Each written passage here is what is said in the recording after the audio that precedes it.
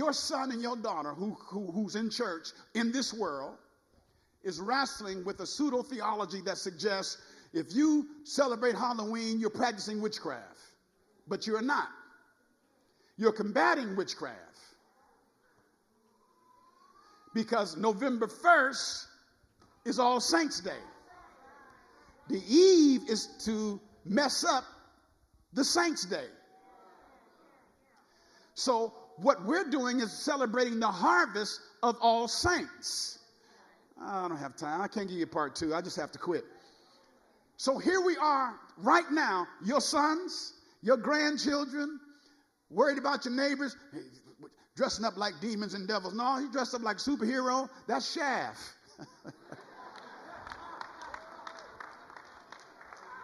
I'm talking about Shaft. Okay, let me come on, keep preaching here.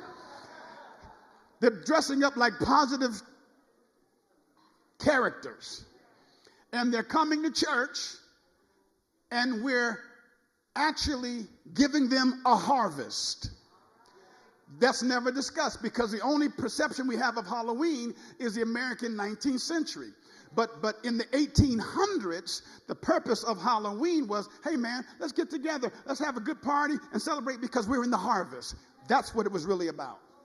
If you do the etymological study on the name Halloween, it has nothing to do with demons and devils. Think about what I'm saying to you. Hallow means to lift up. It means to lift up. I got to close now. When he says, hallowed be thy name, it means to lift up. So when you have Halloween, you're lifting up the day that's coming for the All Saints.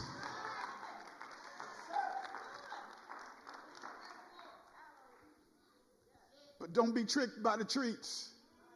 Because you're living in an hour now where people are coming to church and not coming for the gospel. They're not coming for the gospel. They're coming for positive thinking. 7 steps to prosperity. How to get rich, but your heart is jacked up. How to prosper in 30 days, but you're a mean person. How to sow for where you're going, but you're not faithful. And so what happens, people go to churches where they preach a living instead of going to a place where they preach a life. When you preach a living, I can be living with my girl, 2 women living together, 2 men living together, homosexuality, lesbianism, whoredom, fornication, but you don't address my life. You just tell me how I can get property, how I can start a business, but my life is antithetical to what God says, so I'm tricked by your tree. I get a good business, I got property, but I die and go to hell. Because you didn't tell me it's wrong what you're doing. And if the people in your life that love you never told you you're wrong, they don't love you. And if you can't take somebody telling you you're wrong, you don't love them either.